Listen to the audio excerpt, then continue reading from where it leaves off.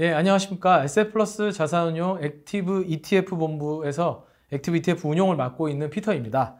오늘은 글로벌 대장장이 액티브 ETF에 대한 9월 운용 성과 보고를 드리기 위해서 이렇게 찾아뵙게 되었습니다. 오늘 내용 진행하도록 하겠습니다. 예, 글로벌 대장장이 액티브 ETF 같은 경우는 지난 한 달 동안 3.89% 정도의 하락이 있었고요. S&P 500 수익률이 8.67% 정도의 하락이 있었기 때문에 뭐 어느 정도의 아웃퍼폼이 있었다라고 보실 수 있을 것 같은데, 글로벌 플랫폼에서도 보셨던 분들은 아시겠지만 지난 한 달 동안 원화가 굉장히 약세를 이루면서 환율이 대략 한 6에서 7% 정도 상승을 했습니다. 그래서 이 부분이 작용했기 때문에 사실은 뭐 시장 대비해서 아웃퍼폼했다라고 볼 수는 없을 것 같고요. 다만 저희가 시장 대비해서 크게 언더하거나 뭐 그런 구간은 아니었다라고 말씀드릴 수 있을 것 같습니다. 예, 그리고 환율에 대해서 우려하시는 부분들도 있을 수 있는데, 저희가 이제 원화 약세의 국면이 앞으로 더 심화되지는 않겠지만 여기서 반대로 갑자기 원화가 강세되는 국면으로 가기에는 쉽지 않다라고 생각을 하고 있기 때문에, 이게 뭐 크게 꺾여서 반대로 달러에 노출되어 있는 게 부정적인 국면까지 가기는 가지는 않을 것 같다라고 저희는 예상은 하고 있습니다. 뭐 다만 저희가 매크로의 전문가들은 아니기 때문에 그런 부분은 저희의 판단은 이렇게 하고 있다라고 정도로 참고만 해주시면 좋을 것 같습니다. 예, 그 다음에 저희의 투자 종목 정보는 항상 뭐 홈페이지나 HTS를 통해 확인이 가능하시니까 함께 봐주시면서 호흡해 주시면 좋을 것 같습니다. 저희 성과기여에서 상위 종목은요, 뭐 지난 달에도 말씀드렸던 알버말, 뭐 리튬 광산업체, 미국 1등 리튬 광산업체이고요. 성과기여도 측면에서 긍정적인 기여를 했다라고 보시면 좋을 것 같습니다. 아무래도 전기차 시장의 성장이 계속되다 보니까 리튬에 대한 수요가 계속 올라가고 가격도 계속 최고가를 경신하고 있는 상황이기 때문에, 예, 전기차 시장 개화에 따른 구조적인 성장도 기대되고요. 거기에 이제 달러 강세가 굉장히 긍정적인 효과를 작용하는 뭐 그런 커머디티 기업이기 때문에 긍정적으로 작용했다라고 보시면 좋을 것 같습니다. 예, 그리고 쉐니의 에너지 같은 경우에는 LNG 사업자로 미국의 최대 액화 시설을 운용하는 기업이고요. 뭐 저희가 포트폴리오에서 좀 늘렸던 에너지 기업들을 보시면 아시겠지만, 지금 현재 이제 러시아 사태로 인해서, 러시아 우크라이나 전쟁으로 인해서 유럽이 맞이하고 있는 굉장히 어려운 국면에 대해서 고민을 하면서 결국에 유럽 LNG 수요는 계속 증가할 수밖에 없고, 이게 이제 그 수출하는 거는 결국에 미국에서 나오는 물량이 될 거기 때문에 이걸 감당할 수 있는, 또 유럽의 LNG 이슈를 해소해 줄 수 있는 기업에 대한 기업 비중을 좀 늘렸던 것이 긍정적으로 작용했다고 보시면 좋을 것 같고요. 이건 앞으로도 좀 구조적인 일이라고 생각하고 있기 때문에 비중은 좀 계속 가져갈 예정입니다. 그 엔페이스 에너지도 긍정적으로 작용을 했고요.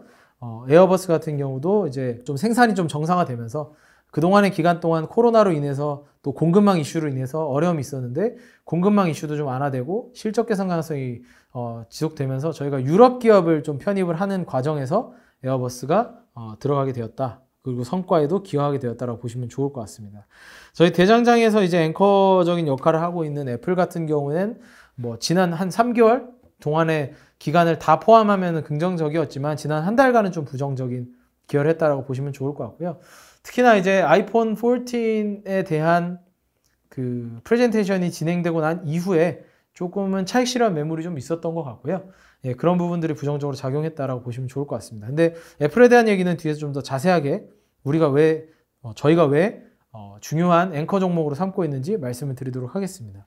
예, 그리고 코이어런트 같은 경우는 투식스와의 인수 합병 과정에서 좀 이제 부정적인 작용이 있었다라고 보시면 좋을 것 같고, 예, 뭐 대부분의 기업들이 약간 이제 아날로그 반도체를 하는 기업들, 또 MLCC 하는 기업들인데, 전반적인 전체 이제 전자제품 시장에 대한 우려가 좀 있는 상황이기 때문에, 예, 시장 자체도 좀 부정적이었지만 이런 기업들의 하락폭이 좀 나타났다고 보시면 좋을 것 같습니다. 종목 비중의 변화는 아까 말씀드렸던 쉐니의 에너지 같은 경우는 비중을 확대하면서 긍정적인 효과도 저희가 누렸다고 보시면 좋을 것 같고요.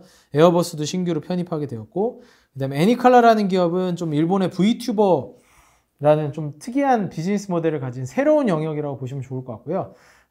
이 경우는 저희가 애니칼라는 다음 달에 운용보고 영상에서 조금 더 자세한 얘기들을 드릴 수 있도록 하려고 합니다. 왜냐하면 굉장히 흥미로운 새로운 시장이기 때문에 이 내용은 이제 고객 여러분들도 같이 좀 보시면서 즐길 수 있는 컨텐츠가 될 것 같아서 저희가 다시 한번 설명을 드리려고 하고요. 뭐 차지 포인트 같은 경우도 전기차 충전에 대한 수요가 계속 증가하고 있기 때문에 비중 확대를 진행했고, 플러그 파워도 에너지 패러다임 전환 과정에서 이러한 그린 수소 공급할 수 있는 업체들, 연료 전지를 하는 업체들 긍정적이라고 바라봐서 비중 확대가 있었습니다. 비중 하락은 엔비디아 같은 경우가 비중 하락이 큰 폭으로 있었고요. 이 부분은 이제 이더리움 채굴이 필요 없는 상황이죠. 채굴이 필요 없는 Proof of Work에서 Proof of Share로 개념으로 전환이 되면서 채굴, 암호화폐 채굴의 7, 80%에 해당하는 수요를 차지했던 이더리움이 더 이상은 채굴이 필요 없는 구조로 넘어가게 되었습니다. 그래서 일반 PC 게이밍 시장의 GPU 수요도 떨어졌지만 암호화폐 시장에서의 수요도 떨어졌기 때문에 저희가 이 부분을 좀 3분기 실적을 통해서 관찰하기 위해서 비중을 좀 줄여놓고 지켜보고 있다라고 보시면 좋을 것 같고요. 이제 유가와 관련된 기업인데 슐럼버거 같은 경우는 계속적으로 유럽의 에너지 위기가 있기 때문에 그런 측면에서 LNG 밸류 체인으로 좀 저희가 교체 진행을 했다. 그렇게 봐주시면 좋을 것 같습니다. 그럼 이번 달에는 저희가 애플, 저희가 지금 한 15% 정도의 비중을 유지하고 있는데 앵커로 생각하고 있는 기업을 좀 말씀드리려고 합니다. 글로벌 플랫폼에도 관심을 가지셨던 분들은 지난 플랫폼의 플랫폼, 사령관 기업으로 저희가 말씀을 드렸던 기업들이 있었습니다. 근데 애플이 대표적으로 그 전략을 가져가고 있기 때문에 저희가 오늘 좀 말씀을 드리려고 하는데요. 이게 단순하게 애플이라는 기업이 소프트웨어를 중심으로 가는 운영체제만을 가지고 있는 기업이라기보다는 하드웨어에 대한 지배력을 굉장히 많이 키워나가고 있습니다. 특히나 그 관점에서 중요하게 바라봐야 되는 게 이들이 추구하고 있는 반도체 전략인데 이 부분이 굉장히 혁신적인 부분입니다. 거기에 이제 iOS, macOS, watchOS와 같은 자체적인 소프트웨어를 보유하고 있기 때문에 이런 것들이 완벽하게 좀 조화롭게 인테그레이션이 되면서 통합이 되면서 하드웨어 성능을 꾸준히 끌어올리고 있고요. 하드웨어 성능이 최고 수준이 아니더라도 이거를 소프트웨어의 최적화를 통해서 최고 성능으로 만들어내고 있다는 측면이 굉장히 긍정적인 부분입니다. 거기에 요즘은 이제 완전히 성능조차도, 하드웨어 성능조차도 최고 성능을 보여주고 있죠. 그래서 유저들이 컨텐츠 이용이나 뭐 다양한 것들을 여러 가지 측면에서 활용하기에 너무나 편리하게 하고 있고요. 이 생태계 안으로 들어오게 하는 강력한 해자를 좀 더 가지고 가고 있다라고 보시면 좋을 것 같습니다. 뭐 애플의 재무제표적인 특성은 뭐 제가 굳이 강조드리지 않더라도 굉장히 크기 때문에 그 부분은 모두가 다 인지하고 계시는 거라고 생각을 하고 있고요. 비즈니스 모델적인 측면에서 저희가 좀 더 설명을 드리려고 합니다. 뭐 저희가 말씀드리고 싶은 거는 애플 실리콘이거든요. 실리콘이라는 게 결국에는 반도체를 만들기 위한 기본적인 웨이퍼, 그 기본 바탕이 되는 그 물질이죠. 근데 이 실리콘이 굉장히 중요한 게 지금 애플 아이폰을 만들고 있는 베이스가 되고 있는 A16 바이오닉, A 시리즈죠. 거기에 M1 칩셋부터 이어졌던 M 시리즈. 이 두 개의 설계가 굉장히 유사한 형태를 띠고 있는데 이러한 설계를 해서 본인들의 디바이스에 직접 넣고 있다는 점이거든요. 그러니까 삼성전자만 해도 퀄컴에서 설계한 거를 가져와서 갤럭시에 넣고 있는 거고요. 물론 이제 삼성전자도 본인들의 그 직접적인 그 AP가 있지만 계속적으로 성능이 좀 떨어지는 좀 문제들이 있어가지고 퀄컴 거를 적극적으로 좀 가져오고 있는 상황이고요. 중화권 기업들은 대부분 다 퀄컴 혹은 미디어텍 거를 가져와서 하고 있습니다. 결국에 하드웨어를 가져와서 그 위에다가 세트로 만드는 이거를 스마트폰을 만들고 판매하는 구조인 전통적인 전자제품 판매의 비즈니스 모델을 따르고 있죠. 근데 애플 같은 경우는 하드웨어 자체에 아주 초석이 되는 애플 그 AP부터, 그러니까 이게 두뇌가 되는 부분부터 본인들이 설계하고 본인들이 만들고 본인들이 소프트웨어를 통해서 인테그레이션을 하고 있다는 측면에서 긍정적으로 계속적인 이제 그 시너지가 나고 있다는 측면이고요. 이게 OS와 연결되면서 시너지가 나고 있다는 겁니다. 근데 그때도 제가 이제 4, 5월 달 설명드릴 때도 말씀드렸는데 이게 판매되는 수량이 굉장히 중요합니다. 이게 단순하게 A 칩셋을 만들었다. A 시리즈, 뭐 M 시리즈를 만들었다. 이 자체의 숫자가 중요한 게 아니라 애플 아이폰 자체가 연간 2억 대 정도씩 팔리고 거기에 더해서 M1, M2 칩셋 같은 것들이 만들어지면서 팔릴 수 있는 게 추가적으로 거기에 뭐 1억 대 수준이 더 붙는다. 물론 1억 대까지는 당연히 아닙니다. 근데 적어도 이 반도체 설계 하나를 해놓은 것에서 연간 2억 대 플러스 알파의 수요가 나타난다면 이거를 제조하기 위한 규모의 경제는 정말 엄청나죠. 예. 전 세계적으로 이런 규모의 경제를 달성할 수 있는 기업은 사실 애플밖에 없습니다. 근데 그런 것들이 이들의 반도체 설계에 대한 굉장히 다양한 시도를 할 수 있게 만들어주는 거고요. 이게 저희는 다양한 소프트웨어를 활용하건 뭐 어떤 플랫폼을 만들든지 간에 애플의 디바이스를 활용해야 되는 대장장이가 되어가고 있다라고 판단을 하고 있기 때문에 플랫폼에서도 저희가 중요하게 생각은 하지만 비중이 거기서 높지 않은데 대장장에서 높은 건 애플의 디바이스, 하드웨어 측면에 대한 초점을 뒀기 때문입니다. 그래서 그런 부분들이 애플의 소프트웨어 서비스, 애플의 OS뿐만 아니라 다양한 다른 기업들의 소프트웨어 서비스로 확장이 될 수 있는 그런 모습을 띠고 있다라고 저희는 바라보고 있습니다. 그래서 저희는 애플을 글로벌 대장장이에서 굉장히 중요하게 생각을 하고 있고요. 예. 또한 이제 그 위에 얹어지는 이제 플랫폼 측면에서도 강조를 드릴 수 있는 게 소비자들의 행동을 굉장히 파악하기 좋다라는 건데요. 물론 애플이 이런 것들을 정보 보안의 이슈로 프라이버시의 이슈로 수집하거나 하진 않습니다.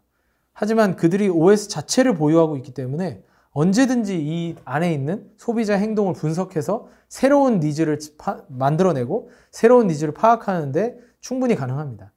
그 중에 최근에 많이 나오고 있는 게 광고 시장에 애플이 좀 적극적으로 나가고 있다는 거죠. 앱스토어에 들어가 보시면 애플을 사용하시는 분들은 그 메인 페이지에 나오는 앱에 대한 소개 페이지들이 있는데요. 그게 사실은 소개 페이지에서 광고는 전혀 하지 않고 그들이 원래 편집했던 컨텐츠를 내보내고 있었는데 이 영역을 광고로 만들어가면서 앱을 만드는 기업들 입장에서는 가장 효율이 뛰어난 매체라고 할 수 있죠. 그 매체를 활용하고자 하는 니즈가 올라가고요. 결국에는 광고 수익이 늘어나는 그런 구조라고 보시면 좋을 것 같습니다. 그래서 이런 활동이 다양한 영역에서 가능하기 때문에 애플은 플랫폼으로서의 가치도 가지고 있다라고 보시면 좋을 것 같습니다. 예, 연간 보시면 아시겠지만 뭐 거의 3억대라고 말할 수 있겠죠. 하드웨어 매출이 발생하고 있고 그걸 기반으로 하고 있다. 거기에 더해서 내년에는 VR 디바이스도 신규로 나올 예정이기 때문에 이들의 그 하드웨어 경쟁력은 더 강화될 것이고 저희가 말씀드렸던 대장장이 그야말로 대장장이인 거죠. 도구를 만들어주는 혁신을 할 수 있는 도구를 만들어주는 기업으로서 역할이 더 강화될 것이다 라고 저희는 생각을 하고 있습니다. 네, 그런 측면에서 애플을 좀 주요 종목으로 삼고 있고 플랫폼 액티브 ETF와 좀 다른 비중을 가지고 가고 있다라고 말씀드릴 수 있을 것 같습니다. 예, 오늘은 저희가 좀 주요하게 보고 있는 애플에 대해서 좀 자세하게 좀 설명을 드렸는데요. 뭐 이런 부분들 중에서도 의문이 나시거나 궁금하신 부분들이 있으시면 언제든지 질문을 좀 주시면 좋을 것 같고요. 예, 글로벌 시장의 변동성이 굉장히 크긴 하지만 많이 이제 변동성이 좀 완화되고 있는 구간이라고 저희는 판단을 하고 있습니다. 이 이후의 구간에서는 뭐 금리가 꾸준히 하락하면서 지금은 금리가 굉장히 올라가고 있는 국면이기도 하죠. 금리가 다시 뭐 2020년 같이 급격하게 하락하면서 금융장세가 나타나기, 유동성 장세가 나타나기 좀 어려울 겁니다. 그렇다라고 한다면 좋은 기업을 잘 선택하는 것이 더 중요해지는 그런 국면이 될 거기 때문에 그 구간에서는 저희가 액티브 펀드의 명가로서 계속적으로 리서치를 통해서 좋은 포트폴리오를 만들어 간다면 충분한 초과 성과 달성할 수 있을 것으로 생각을 하고 있습니다. 예, 오늘도 저희 컨텐츠와 함께 해주셔서 감사합니다. 다음 달에 다시 뵙도록 하겠습니다. 감사합니다.